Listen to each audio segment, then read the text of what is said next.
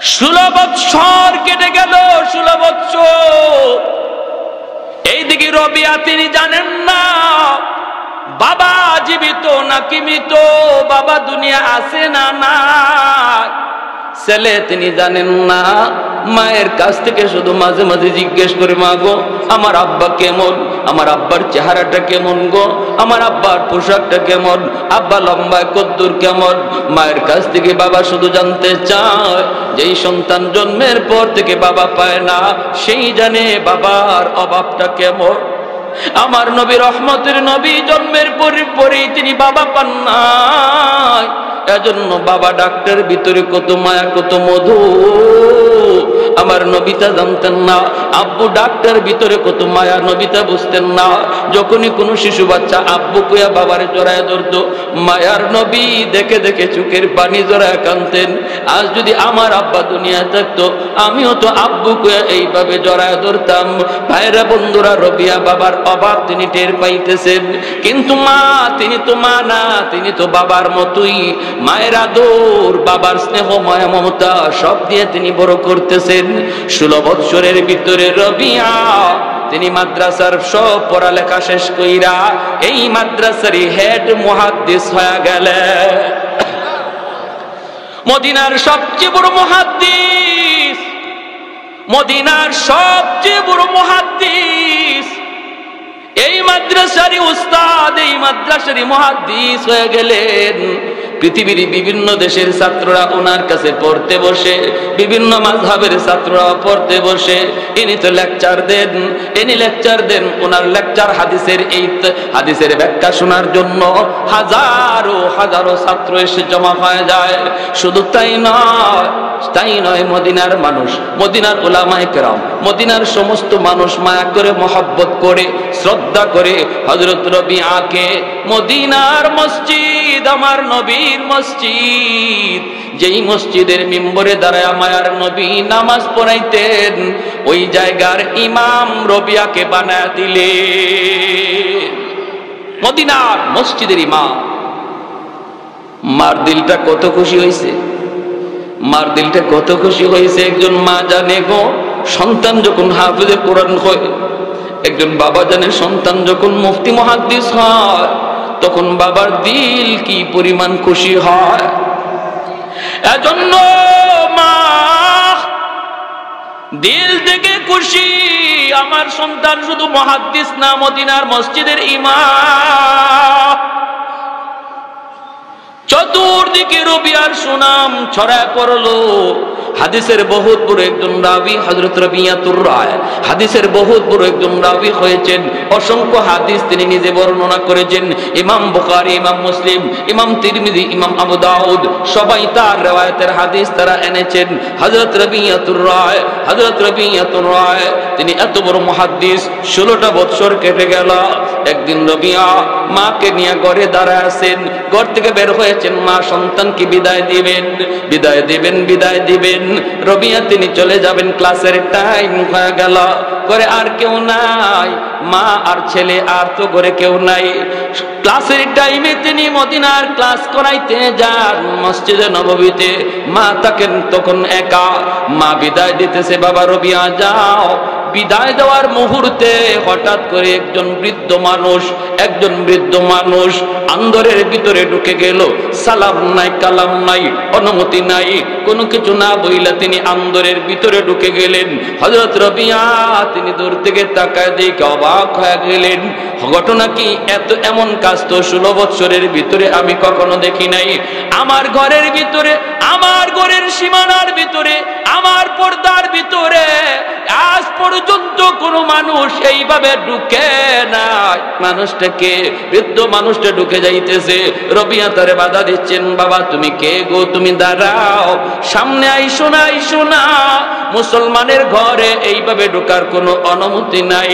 অন্যের বাড়িতে ঢুকতে গেলে আমার আল্লাহ বলে সালাম দাও, সালামের জবাব পাইলে তুমি ঢুকবা, যদি জবাব তুমি না পাও তুমি ফিরত যাইবা। এটা হলো ইসলামের আদর্শ। রবিয়া ডাক দিয়ে বলেন, কে গো তুমি? বাবা দাঁড়াও, সামনে আইসো না, আইসো না, কারণ পাশেই মা দাঁড়ায় আছে। মা তো জীবনে কোনোদিন বেগানা পুরুষের সামনে যায় নাই। রবিয়া তো তিনি দেখেছেন মা কি পরিমাণ পর্দা করে, কেমন পর্দা মাইনা মা চলে।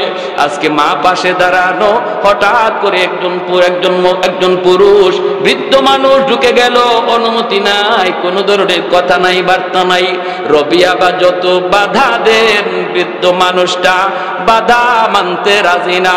উনি শুধু সামনের দিকেই আসতেছে, রবিয়া বাধা দেন, ইনি শুধু সামনে আসে। রবিয়া বাধা দেন, ইনি শুধু সামনে আসে। বলুন তো, এইভাবে কারো বাড়িতে ঢুকবার অনুমতি আসেনি? আরেকটু জোরে। নিজের ঘরে ঢুকবার আগেও সালাম দিতে হয়। তাহলে অন্যের বাড়িতে কথা না বইলা, অনুমতি না নিয়া কিভাবে ঢুকেন? ভাবি গো, ভাবি ভাবি ভাবি কইতে কইতে ঘরে ঢুকে একদম রান্নাঘরে গিয়ে হাজির। আবার 5 ওয়াক্ত নামাজও পড়ি, পর্দার ওয়াজও শুনি, সব সব হারাম। শরীয়তে ভাবির সাথে কথা বলা যায় না? না যায়। হালাল না হারাম?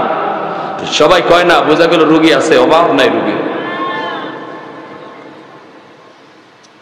আলহামুকাল মউত, মায়ার নবী বলেন দেবর বাবির জন্য মরণ, মরণ, জম জম। দেবরের সাথে বাবির দেখা করা হারাম, সাফ সাফ হারাম। যতজনে এই কাজ করতেছেন, বাবির কাছে যাইতেছেন, বাবির সাথে কথা বলতেছেন, প্রতিটা মুহূর্তে কবিরা গুনাহ লিখা হইতেছে, প্রতিটা মুহূর্তে কবিরা গুনাহ লিখা হইতেছে।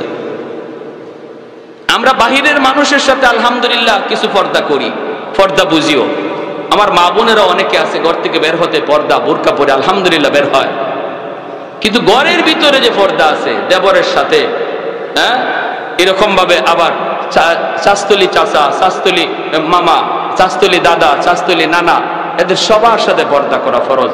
চাচাতো ভাইয়ের সাথে পর্দা করা ফরজ, মামাতো ভাইয়ের সাথে পর্দা করা ফরজ, হ্যাঁ, খালাতো ভাইয়ের সাথে পর্দা করা ফরজ। আর পুরুষের জন্য খালাতো ভাই, খালাতো বোন, মামাতো বোন, চাচাতো বোন, ফুফাতো বোন, সবার সাথে পর্দা করা ফরজ। কথা বলা হারাম, কথা বলা। খালি হুজুর দেখলে মাথায় কাপড় দেওয়ার নাম পর্দা নয়। পরপুরুষ যাই দেখবেন সাথে সাথে নিজের আড়াল করে নেওয়া, এর নাম পর্দা, এর নাম পর্দা। যে মানুষ নিজের ঘরে ঢুকার সময় সালাম দিয়া ঢুকে, আল্লাহর নবীর হাদিস, এই ঘরে আল্লাহ রহমত এমন ভাবে বর্ষণ করে, প্রতিটা মানুষের দিলের ভিতরে মহব্বত বাড়ায় দেয়। স্বামী স্ত্রীর ভিতরে মহব্বত বেড়ে যায়, ভাই ভাই মহব্বত বেড়ে যায়, বাপ বেটায় মহব্বত বেড়ে যায়। স্বামী স্ত্রীর ভিতরে সম্পর্ক একটু ফাটল, বেশি বেশি সালামের আমল করো, দেখবা মহব্বত কুদরতি ভাবে আল্লাহ বাড়ায় দিবে। ভাইয়ে ভাই একটু দূরত্ব, সালাম বেশি বেশি দাও। পানি পড়ার জন্য হুজুরের কাছে যাওয়া লাগবে না, তাবিজ পড়া আনতে যাওয়া লাগবে না, আমল করো সালামের, মহব্বত আল্লাহ বাড়ায় দিবে। কারণ মহব্বতটা থাকে কোথায়? দিলের ভিতরে। কোথায়? এই দিলটা কার হাতে? জোরে বলেন। নাকি নিজে কোনো কারিগরি করা যায় দিলের মধ্যে? মেডিসিন খায়া কোনো লাভ নাই, আল্লাহর হাতে। আর জিন ভূতের আসর থাকে না। যেই ঘরে পুরুষ মানুষ সালাম দিয়া ঢুকে, এই ঘরে জিন্দিগিতে জিন ভূতের কোনো আসর থাকবে না, কোনো খারাপ জিন্নাতের কোনো দুষ্টামি থাকবে না, যদি ঘরে সালাম দিয়ে ঢুকার আমল করি। করবো না ইনশাল্লাহ? ওয়াস্ত শুনবো, 2-1টা আমল তো নিয়ে যাওয়া দরকার, ঠিক কিনা? মাইক দিয়ে আমি জানাই দিছি, আজকে ঘরে গিয়ে সালাম দিবেন, কোনো অসুবিধা হবে না, জবাব পাবেন। কারণ ঘরের মানুষের শুনছেনই না, শুনছে না? হ্যাঁ, যদি মাইকে না বলতাম তাহলে সমস্যা হইতো। এক লোক এরকম বৃদ্ধ মানুষ, একদম শেষ বয়সে ওয়াজ শুনছে, ঘরে সালাম দিতে হয়। উনি কয় কপালে যা আছে, আজকে ওয়াজ তো যেহেতু শুনলাম, ঘরে সালাম দিয়েই ঢুকবো। উনি গেছে, দাদা তো দাদি দরজা খুলবে, দরজার পাশে গিয়ে কয় আসসালামু আলাইকুম ওয়া রাহমাতুল্লাহ। যেই মাত্র দাদি দরজা খুইলা দিছে আর সালাম দিছে, উনি হাত উঠাইয়া সাথে সাথে দাদি দরজা আরো টাইট করে লাগাইছে, লাগাইয়া দিছে দৌড়, যাইয়া নাতিদেরকে ডাকে আর কয় তাড়াতাড়ি উঠো, তোদের দাদারে বুতে পাইছে। বলছিলাম এত রাত্রে ওয়াজও যাইতো না, কোন বট গাছের তল দিয়ে মনে আসছে। তখন উনি দূর থেকে কয় না না, আমারে বুতে পাই নাই, তুমি তো বুঝো না, আমি হুজুরের ওয়াজের উপরে আমল করছি, সুন্নতের আমল করছি। সালাম দেওয়া সুন্নত। হযরত রবিয়াতুর রায় তিনি দেখতেছেন ওই বৃদ্ধ মানুষটা কোনো বাধা মানতেছে না, ইনি শুধু সামনে আগায়। চিন্তায় পড়ে গেলেন হযরত রবিয়া। এই অবস্থায় তিনি বাধা দিবেন, বাধা তো মানে না, খারাপ ব্যবহার তো করতে পারেন না, কারণ তিনি তো নবীর নায়েবে রাসূল, ঠিক কি না? কথা তো গালি তো দিতে পারেন না, নায়েবে নবী, ঠিক কি না? আমার নবীর আখলাক তার ভিতরে, কারণ নবীর নায়েবে রাসূল যারা হয় এরা নবীর খুলুকে আজিমেরও নায়েব হয়, যেরকম সুবহানাল্লাহ। এরা নবীর খুলুকে আজিমের ওয়ারিস হয়, এজন্য এদের আখলাক এত সুন্দর। যত বড় আলেম তার আখলাক তত সুন্দর, যত বড় আল্লাহর ওলি তার আখলাক তত বড় সুন্দর, তত সুন্দর, তত সুন্দর। হুসাইন আহমদ কুতবুল আলম সৈয়দ হুসাইন আহমদ মাদানী রহমতুল্লাহি আলাইহি, ওনার জীবনীতে পেয়েছি। অসুবিধা হইতেছে আপনাদের? হ্যাঁ, রেলগাড়িতে উঠছেন, পাশের সিট, ওনার পাশেই যে বসে আসে হলো হিন্দু মানুষ, হিন্দু মানুষটা সে রেলগাড়ির বাথরুমের ভিতরে গেছে। হুজুরে দেখছেন বাথরুমের ভিতরে গেছে, কে কার কথা বলি? শাইখুল ইসলাম কুতবুল আলম সৈয়দ হুসাইন আহমদ মাদানী রহমতুল্লাহি আলাইহি, সদর শাহ হুজুর রাহিমাহুল্লাহ খাস উস্তাদ, পীরজি হুজুর রহমতুল্লাহি আলাইহির উস্তাদ, হাফিজ হুজুর রহমতুল্লাহি আলাইহির উস্তাদ। আমাদের সিলেটে যার অসংখ্য অগণিত খলিফা, অসংখ্য অগণিত খলিফাদার। হুসাইন আহমদ মাদানী রহমতুল্লাহি আলাইহি সারা জীবন রমজান মাস সিলেটে কাটাইছেন। বাড়ি ভারত, কিন্তু রমজান কাটানোর জন্য সিলেটে আসতেন, পুরা রমজান সিলেটে কাটাইতেন। আবার রমজানের পরে ঈদের নামাজটা আইয়া পড়তেন সরাসরি আমাদের গ্রামে, হবিগঞ্জ জেলার বানিয়াচং গ্রাম, আমার নিজ গ্রাম, যে গ্রামে 4টা ইউনিয়ন একটা গ্রামে। ভালো করে বুঝছেন, আপনাদের এলাকার কয়েকটা গ্রাম মিলাইয়া একটা ইউনিয়ন হয়, ঠিক না? আর আমাদের গ্রামটা 4টা ইউনিয়নে মিলে একটা গ্রাম হয়েছে। এজন্য পৃথিবীর শ্রেষ্ঠ গ্রাম, বৃহত্তম গ্রাম বানিয়াচং গ্রাম। দাওয়াত দিলাম আপনাদেরকে যাওয়ার জন্য, দেখতে যাবেন। আপনার সারাদিন লাগবে শুধু গ্রামের এই মাথার ওই মাথা খুঁজতে। যদি একজন মানুষের নাম জিজ্ঞেস করেন, কেউ বলতে পারবে না, আপনাকে বলতে হবে ঢাকা শহরের মতো কোন পাড়া, কোন মহল্লা, কোথায়, কোন মহল্লার বাড়ি, কোন পাড়ার লোক, কোন ইউনিয়নের লোক, এগুলা বললে পাওয়া যায়। সেই গ্রামে কুতবুল আলম সৈয়দ হুসাইন আহমদ মাদানী রহমতুল্লাহি আলাইহি ঈদের নামাজ পড়তেন। কি বুঝেন? ঈদের নামাজ মানুষ কাদের সাথে পড়ে? যাকে বেশি আপন ভাবে, ঠিক না? সবচেয়ে আপন কাছের মানুষ যাদেরকে মনে করে তাদের সাথে ঈদের নামাজ পড়ে। শাইখুল ইসলাম কুতবুল আলম সৈয়দ হুসাইন আহমদ মাদানী রহমতুল্লাহি আলাইহি ইনি ঈদের নামাজ পড়তেন। এজন্য আমাদের গ্রামে, শুধু আমাদের গ্রামে ওনার খলিফা আছে 7 জন খলিফা আমাদের গ্রামে, যারা কেউ এখন নাই, সবাই জান্নাতে চলে গেছে। তো হিন্দু লোকটা বাথরুমে গেল, উনি দেখলেন বাথরুম থেকে আবার বাথরুম না সেরেই সে চলে আসলো। মাদানী আলাইহি রহমা জিজ্ঞেস করতেছেন হিন্দিতে যে তুমি গেলা, চলে আসছো যে? হয় বাথরুম ভালো না, কে নষ্ট করে তো রাখছে, বাথরুম নষ্ট করে ফেলছে, এই জন্য রুচি হয় নাই। সে শাইখুল ইসলাম কুতবুল আলম হুসাইন আহমদ মাদানী রহমতুল্লাহ 18 বৎসর যিনি হাদিস পড়াইছেন আমার নবীর রওজার পাশে বৈশা বৈশা, নবীরে শোনায় শোনায়, নবীরে শোনায় শোনায় নবীর হাদিস পড়াইছেন 18 বৎসর। এক হাদিস পড়াইতে যাইয়া হায়াত নবীর মাসালা আসলো, নবী কবরে জিন্দা না মুর্দা। ছাত্ররা বলতেছে হুজুর নবী কবরে জিন্দা, এটা আমাদের বুঝে পড়ে না, যুক্তিতে ধরে না।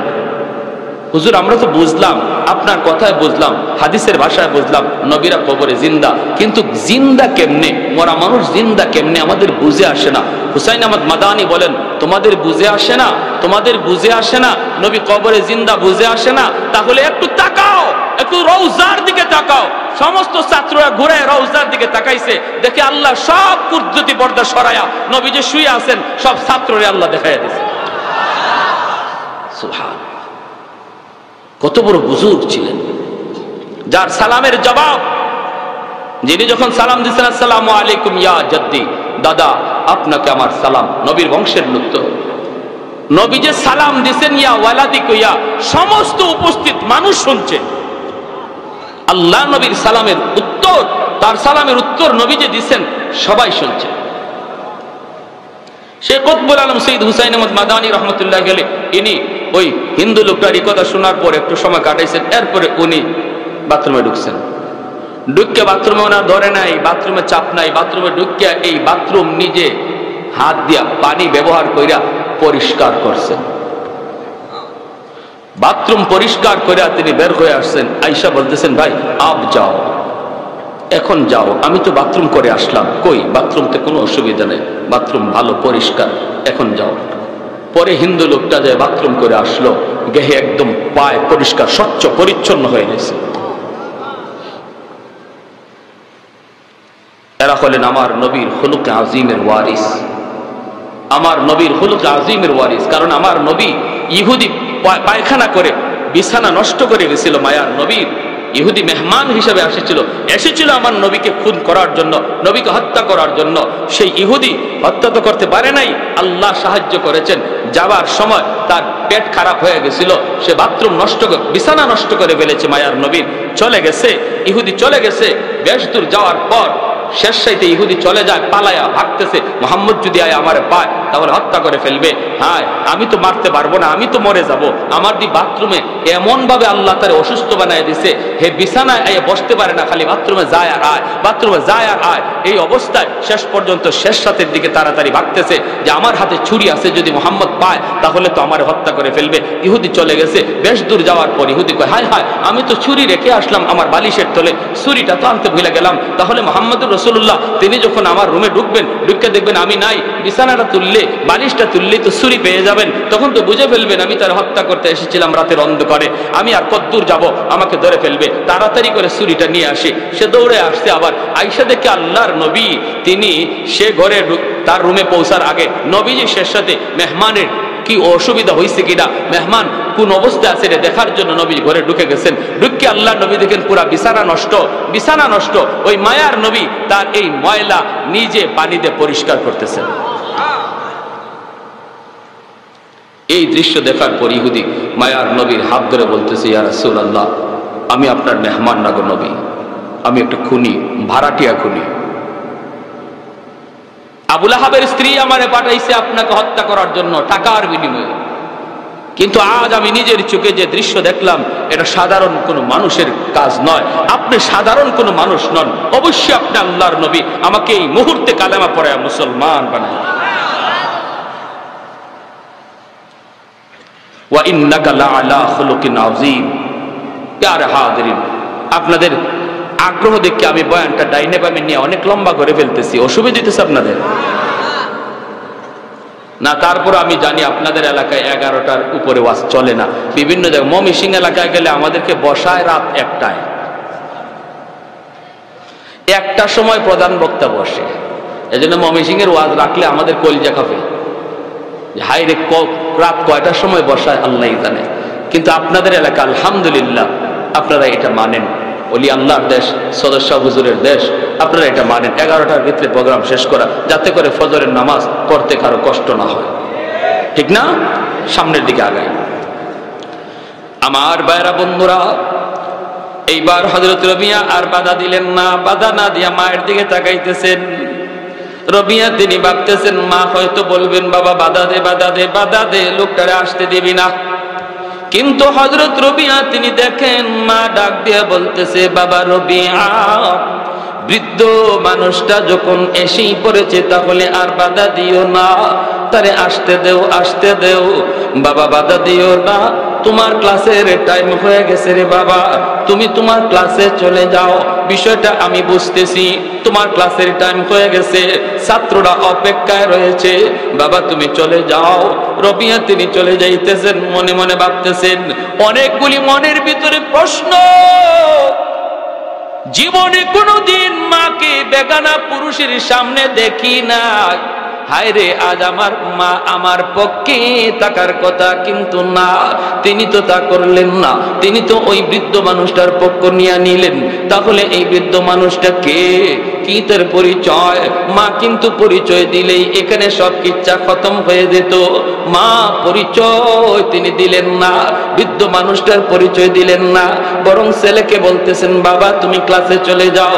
কারণ এই বৃদ্ধ মানুষটা আর কেউ নন, ইনি হলেন হযরত আব্দুর রহমান রাদিয়াল্লাহু তাআলা আনহু, যিনি রবিয়ার 16 বছরে হারানো বাবা।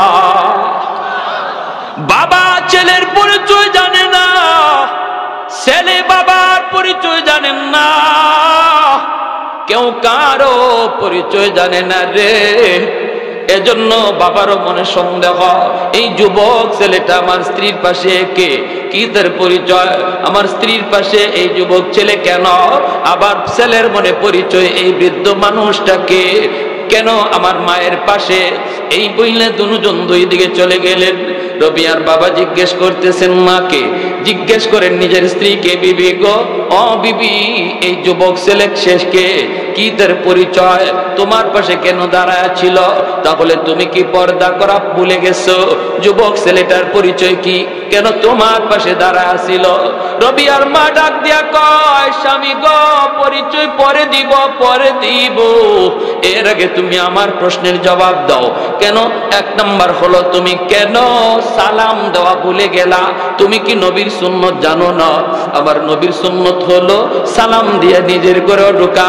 দুই নম্বর হলো, তুমি এত লম্বা সফর করে এসেছো, নবী লম্বা সফর করে যখন মায়ার নবী আসতেন, এসেই নবী ঘরে ঢুকতেন না, পাশের মসজিদে নবী অবস্থান করতেন, ওখান থেকে নবী খবর দিতেন। তুমি কেন মসজিদে অবস্থান করলা না? তিন নম্বর হলো, এত লম্বা সফর 16 বছর পরে এসেছো, এর ভিতরে তুমি নবীর রওজা 16 বছরে কোনোদিন দেখো নাই, আজকে এসেছো, তুমি কি মায়ার নবীর রওজা জিয়ারত করবা না? তুমি আগে কেন ঘরে আসলা? কেন তুমি নবীর রওজা জিয়ারত করলা না? আগে 3টা সুন্নত তুমি আগে আদায় করো, এরপরে জবাব দিব এই যুবক ছেলেকে, কি তার পরিচয়। হযরত আব্দুর রহমান রাদিয়াল্লাহু তাআলা আনহু তিনি আর কথা বাড়ালেন না। তিনি বলতেছেন, বিবি গো, তুমি ঠিক বলেছো, আমি তো 3টা সুন্নত তরক করে ফেলেছি, আমি যাইতেছি, এখনই আমি সংশোধন করে আসতেছি। চলে গেলেন মসজিদে নববীতে, যায় তিনি নামাজ আদায় করলেন। তারপরে নামাজ আদায় করে নবীর রওজার পাশে আসলেন, আয়েশা নবীর রওজা জিয়ারত করলেন। চোখ থেকে দর দর করে পানি পড়ে। আমার নবীর রওজা জিয়ারত করেন, হঠাৎ করে তাকায় দেখেন নবীর রওজার পাশে বসে ওই যুবক ছেলেটা, যেই যুবক কিছুক্ষণ আগে তার স্ত্রীর পাশে দাঁড়ানো ছিল, ওই যুবক যার চেহারাটা পূর্ণিমার চাঁদের মতো সুন্দর, নূরে ঝলমল ঝলমল করে গো। তিনি উস্তাদের আসনে বসা, হাদিসের আসন মসনদে বসা, সামনে অসংখ্য অগণিত ছাত্র বসা, আর মায়ার নবীর হাদিস পড়াইতেছেন। নবীর প্রতিটা হাদিস মায়ার নবী রওজায় শুয়া শুয়া শুনতেছে। আব্দুর রহমান রাদিয়াল্লাহু তাআলা আনহু তাকায়া তাকায়া চোখের পানিটা জরা জরা কান্দে আর কয়, মালিক, তুমি যদি আমাকে এমন একটা সন্তান তুমি দিতা, আমাকে যদি এমন একটা সন্তানের বাবা বানাইতা, আমি বাবা হওয়া ধন্য হয়ে যাইত। আমার সন্তান হাদিস পড়ায়, আমার নবীর হাদিস পড়ায়, এমন একটা সন্তান যদি তুমি আমাকে দিতা, আর আমি দেখতাম গো, কলিজা আমার ঠান্ডা হয়ে যাইত। চায় চায় তিনি কাঁদতেছেন। রবিয়া তিনিও দেখতেছেন ওই বুড়া মানুষটা রওজার পাশে বৈশা, ওনার দিকে তাকায় তাকায় কাঁদতেছে। ছাত্ররাও দেখতেছে যে লোকটা এইভাবে যারে কাঁদতেছে, ঢেউ উঠে গেছে তার কান্নার, ঢেউ উঠে গেছে কান্নার। রবিয়া বলেন, বাবা ওই দিকে তাকাও না, ক্লাসের দিকে তাকাও, হাদিসের দিকে তাকাও, পড়া তোমরা শোনো। হযরত রবিয়া তিনি ছাত্রদের চেহারা ঘুরায় দিলেন। আব্দুর রহমান রাদিয়াল্লাহু তাআলা আনহু তিনি নবীর রওজা জিয়ারত কইরা ঘরের পাশে যায় সালাম দিয়া ঘরে ঢুইকা বলেন, বিবি গো, ও বিবি, ও বিবি, ও বিবি, আমি সুন্নত আদায় করেছি গো, কিন্তু নবীর রওজার পাশে যাইয়া আমি ওই যুবককে পেয়েছি যে যুবক তোমার কাছে দাঁড়ানো। আমি দেখেছি সে নবীর হাদিস পড়ে, আমার নবীর হাদিস পড়ায়। অসংখ্য গণিত ছাত্র বসে বসে হাদিস পড়া শুনে। বিবি গো, দেখে আমার দিলটা বেঁধে রাখতে পারলাম না, আমার কান্নার ঢেউ উঠে গেল। আল্লাহ যদি আমাকে এমন একটা সন্তান দিত, আমি যদি এমন একটা সন্তানের বাবা হইতাম, এমন একটা সন্তানের বাবা হইতাম, আমি যদি হাসরের মাঠে পরিচয় দিতে পারতাম, মালিক আমি একজন মুহাদ্দিসের আব্বা, আমি একজন হাফেজে কোরআনের আব্বা, আমি একজন মুফতি সাহেবের আব্বা, এই পরিচয় যদি আমি আল্লাহর সামনে দিতে পারতাম গো বিবি, আমার তো এখনো কান্না থামে না। বিবির সাথে সাথে চোখের পানিটা মুইসা স্বামীর কপালে চুমু দিয়া বলতেছে, স্বামী গো, ও স্বামী কান্না করো না গো স্বামী, শুকরিয়া আদায় করো যেই ছেলেরে তুমি ওই জায়গায় হাদিস পড়াইতে দেখছো। কিছুক্ষণ আগে যে তুমি যে তোমার স্ত্রীর পাশে দাঁড়ানো, এই ছেলের নাম হলো রবিআ, যে তোমারই ঔরজাত সন্তান। मैं तालिब मौला हूँ मेरे इश्क़ निराला, मैं तालिब मौला हूँ मेरे इश्क़ निराला, है जुमला जहाँ जिनके तजल्ली से उजाला, है जुमला जहाँ जिनके तजल्ली से उजाला, मा दरुद जहाँ गैर खुदा यार नदारम, जुज़ याद खुदा ही चे दिगर कार नदारम, जुज़ याद खुदा ही चे दिगर कार नदारम। একটু জোরে সুরে বলি আল্লাহু আকবার। রবিয়াতুর রায় পরিচয় পেয়ে গেলেন বাবা, সেই সন্তান হলো তার নিজের সন্তান। সাথে সাথে আল্লাহর কুদরতি কদমে সিজদায় পড়ে কাঁদতেছেন আর বলতেছেন, বিবি গো, ও বিবি, চলো আমার ছেলের কাছে, আমাকে নিয়ে যাও, আমাকে নিয়ে যাও। মা বাবা দুজন আসলেন মসজিদে নববীর কাছে। রবিয়া তিনি তো পড়াইতেছেন, কিন্তু মাথার ভিতরে টেনশন, এই বৃদ্ধ মানুষটাকে কি তার পরিচয়, কি তার পরিচয়। পড়াইতেছেন হাদিস, কিন্তু মনের ভিতরে টেনশন। বাবার টেনশন তো দূর হয়ে গেছে, বাবা পরিচয় পেয়ে গেছে, কিন্তু ছেলে এখনো বাবার পরিচয় পায় নাই। পড়াইতেছেন, টেনশন মাথার ভিতরে। দরজার পাশাপাশি সেই মা ডাক দিলেন আড়াল থেকে, পর্দার আড়াল থেকে মা ডাক দিলেন, বাবা রবিআ। যেই মাত্র মায়ের ডাক শুনতে পেলেন রবিআ, সাথে সাথে তিনি পড়া বন্ধ করলেন, বন্ধ করে চলে আসতেছেন।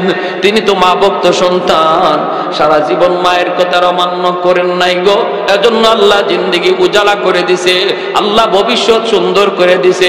এর যুবক, বাপ মার কথাকে 100 মাইনা চলো, আল্লাহ তোমার দুনিয়ার সামনের জীবনটা উজ্জ্বল করে দিবে, সামনের সমস্ত পথগুলি আল্লাহ আসান করে দিবে, লেখাপড়ার সব ঘাটগুলি আল্লাহ তোমার জন্য সহজ করে দিবে।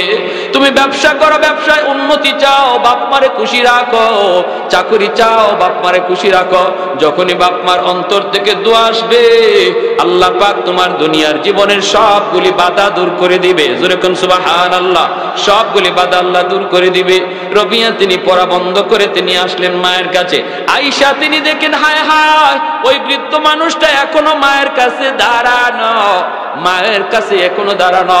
রবিয়া তিনি তো পরিচয় পান না তিনি কে। এমনি কাছে আয়েশা মাথাটা নিচের দিকে দিয়ে দাঁড়ায় রইছেন লজ্জায়। মা তখন ডাক দিয়া বলতেছে, কাছে গিয়া কপালে চুমু দিয়া কই, বাবা রবিআ, লজ্জা পাইতেছো বাবা, লজ্জা পাওয়ার কারণ নাই। তোমার মা জীবনে কোনোদিন পর্দা লঙ্ঘন করে নাই, পর্দার ভিতরে থেকে আমি তোমাকে লালন পালন করেছি, এজন্য আল্লাহ তোমার জেহেন যাকাত মেধা শক্তি বাড়ায় দিছে। শেষ বয়সে মা পর্দার ব্যাঘাত ঘটাই মুনারে বাবা, যারে তুমি পাশে দেখতেছো ইনি বেগানা কেউ নয়, ইনি তোমার বাবা, যিনি 16 বছর আগে দাওয়াতের কাজে বের হয়েছিলেন। বাপ বেটায় কোলাকুলি, বাবা সন্তানকে বুকে জড়ায় কান্দে, সন্তান বাবাকে জড়ায় ধরে কান্দে। বাবায় কান্দে, আল্লাহ গো তুমি যে আমাকে এমন একটা সন্তান উপহার দিয়েছো, আল্লাহ তুমি যে আমারে এমন সন্তান দিয়েছো। আর ছেলে কান্দে, আল্লাহ তুমি যে আমারে আমার আব্বারে দেখাইছো, আব্বারে যে দেখাইছো। এই বইলা বাপ বেটা দুজন কান্দে।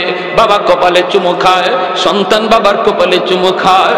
বাবা মনে রাখো, এই অবস্থায় দুজন যখন বাড়ির দিকে রওনা দিবে, বাড়ির দিকে রওনা দিবে, কে আগে যাবে কে পিছনে যাবে এই নিয়ে লাগছে এখন একটু, এই নিয়ে বিতর্ক। বাবাই কয় ছেলে রে, বাবা রবিয়া তুমি আগে যাও, আমরা তোমার পিছনে পিছনে হাঁটবো। কিন্তু ছেলে কয় না না বাবা আমি আগে না, বাবা তুমি আগে যাও, তুমি বড়, বাবা তুমি বড়, তুমি আব্বা তুমি আগে যাও, আমরা পিছনে যাব। বাবা কয় না বাবা আমি বড় না, তুমি বড়, তুমি আগে যাও, আমরা পিছনে যাব। কিন্তু ছেলে আগে যায় না, ছেলে কয় না আব্বা তুমি বড়, তুমি আগে, আমরা পিছনে। এটাই হলো মাদ্রাসার শিক্ষার আদব, এটাই হলো আমার নবীর আদব, এটাই হলো কোরআনের শিক্ষার আসর, নবীর শিক্ষার আসর। মাদ্রাসার ছাত্রগুলি দেখবেন উস্তাদের জুতা বাইল করে দেয়, জুতা সোজা করে দেয়, মুরব্বীদের জুতা সোজা করে দেয়। উস্তাদের সাথে ছাত্ররা বেয়াদবি করে না, বাপ মার সাথে বেয়াদবি করে না।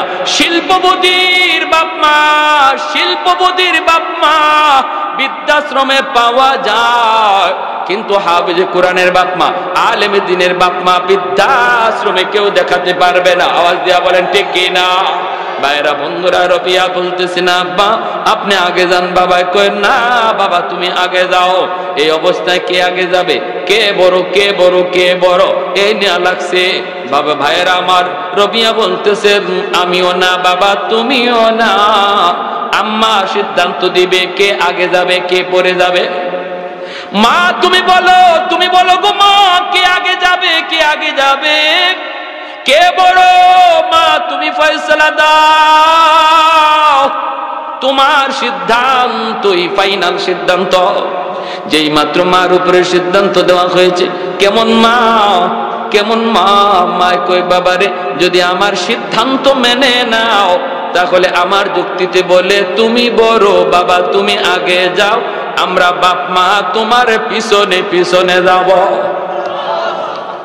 হযরত রবিয়া কই মা কেমন করে তুমি কোন যুক্তিতে এই সিদ্ধান্ত দিয়েছো, কোন যুক্তিতে আমি বড়? মা কই বাবা রে দুনিয়াতে হলে তুমি বড়, আখিরাতেও তুমি বড়। দুনিয়াতেও তুমি বড়, তুমি মসজিদে নববীর ইমাম, তুমি যদি মসজিদে নববীর ইমামতি করো, বাবা যদি তোমার পিছনে নামাজে দাঁড়ায়, বাবা তোমার পিছনেই দাঁড়ায়। ছেলে যদি ইমাম হয়, বাবা মুক্তাদি হয়, ছেলে আগে থাকে বাবা পিছনে থাকে। দুনিয়াতেও আল্লাহ তোমাকে আগে বাড়ায় দিছে, তোমার বাবা পিছনে। হাসরের ময়দানও আল্লাহ পাক নবীর নায়েব বানায় তোমাকে সামনে যাইতে বলবে, আর তখন তুমি বলবে মালিক আমার আব্বা আম্মা ছাড়া আমি জান্নাতে যাইবো না, আমাদেরকে খুঁজা তোমার পিছনে জান্নাত দেওয়া হবে। তুমি আগে, দুনিয়াতেও তুমি আগে, এজন্য আজকেও তুমি আগেই যাও, আমরা পিছনে যাব, আমরা পিছনে যাব। কি শিক্ষা? কোন শিক্ষা? ওই মাদ্রাসা শিক্ষা, কোরআনের শিক্ষা, দ্বীনি শিক্ষা, যেখানে আমার নবীর আখলাক শেখানো হয়, যেখান থেকে সন্তান মানুষের সন্তান হয়, যেখান থেকে সন্তান আদর্শ সন্তান হয়। এজন্য আল্লাহ রাব্বুল আলামিন বলে হাসরের মাঠে আমি আল্লাহ হাজারো কোটি মানুষের ভিতরে যারা আলেমের বাপমা, হাফেজে কোরআনের বাপমা, তাদেরকেই আল্লাহ খুঁজবেন আর মাথায় মুকুট পরাবেন। দাউহু আহসানু মিন দাউইশ শামস, যার পাওয়ার সূর্যের চেয়েও বেশি হবে। আল্লাহ সবাইকে বুঝার এবং আমল করার তৌফিক দান করুন।